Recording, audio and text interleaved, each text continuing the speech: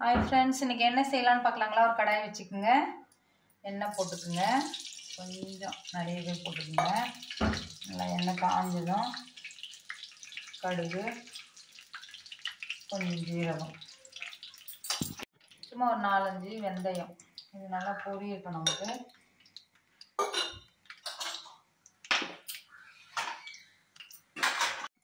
இங்கே பாருங்கள், நல்லா பொரிஞ்சிடுச்சு.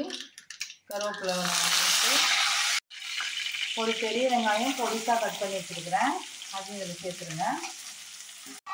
ஒரு 4 தக்காளி நம்ம பியூரி மாதிரி பண்ணிக்கலாம். இதை பாருங்கள், இந்த உப்பு போட்டுக்கலாம். நமக்கு சீக்கிரம் வெங்காயம் வதங்கும், அந்த மாதிரி இருந்ததுனால உப்பு போட்டுக்கலாம்.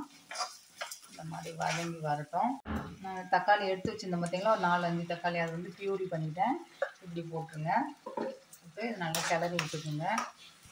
இங்கே பாருங்கள், நம்ம தக்காளி போட்டு இப்போ வதங்கிட்டுருக்கு. இப்போ குழம்பு மிளகாத்தூள், நான் கொஞ்சம் காரம் சாப்பிடுவோம், அதனால் கொஞ்சம் அதிகமாக போட்டுக்கிட்டேன். தனி மிளகாத்தூள் ஒரு 1/2 ஸ்பூன், மஞ்சத்தூள், இது எல்லாத்தையும் போட்டு இப்போ நல்லா மிக்ஸ் பண்ணிவிடுங்க. இது நல்லா பச்சை வாசனை நமக்கு போட்டோம், உப்பு போட்டிருக்கோம் நம்ம. இது எல்லாமே நல்லா வதங்கி வரட்டும். இங்கே பாருங்கள் ஃப்ரெண்ட்ஸ், நம்ம மசாலாலாம் போட்டு நல்லா எப்படி எனக்கு எண்ணெய் பிரிஞ்சு வருது பார்த்தீங்களா? இப்போ நான் ஒரு 4-5 முருங்கைக்காய் இப்படி கட் பண்ணி வச்சுருக்கிறேன். தோலோடு எடுத்து தண்ணியில் போட்டு வச்சுருக்கிறேன். அது இதில் சேர்த்துருங்க.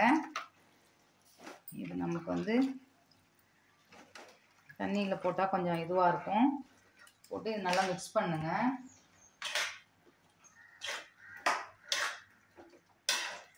எல்லாத்தையும் போட்டு அப்படியே கிளறி விடுங்க. கொஞ்சம் நமக்கு வேகட்டும்.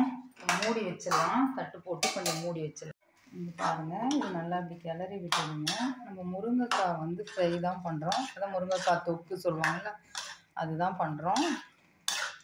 இது நல்லா நமக்கு மேஷ் ஆகட்டும் எல்லாமே. இது நல்லா கொஞ்சம் தண்ணி போட்டு மூடி வச்சிடலாம்.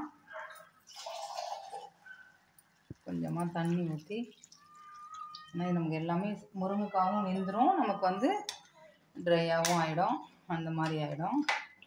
இவ்வளோ கொஞ்சம் ஒரு 1/4 கிளாஸ் தண்ணி ஊற்றிக்குங்க, போதும். இது நல்லா நமக்கு வெந்து வரட்டும். இப்படியே விட்டுடலாம், மூடி வேகட்டும்.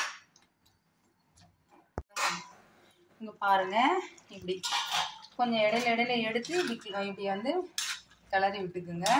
இப்போ உப்புலாம் நீங்கள் செக் பண்ணிக்கோங்க. இந்த டைமில் உப்புலாம் செக் பண்ணிங்கன்னா நம்மளுக்கு கரெக்டாக இருக்குது அப்படின்னா ஓகே.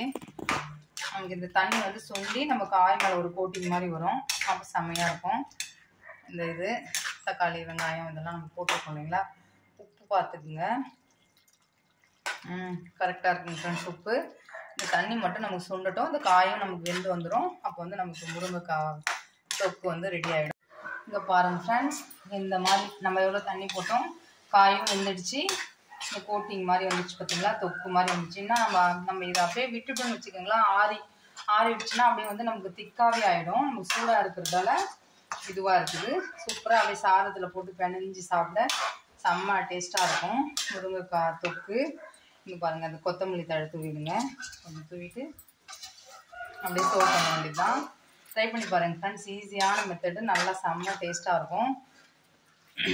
சாதத்துக்கு நமக்கு தனியாக தயிர் சாதம் அந்த மாதிரி சாம்பார் சாதத்தோடு வச்சு சாப்பிடவும் சூப்பராக இருக்கும். அப்படியே இல்லை ஒயிட் ரைஸ் வச்சு மேலே அப்படியே வச்சு சாப்பிடவும் சூப்பராக இருக்கும்.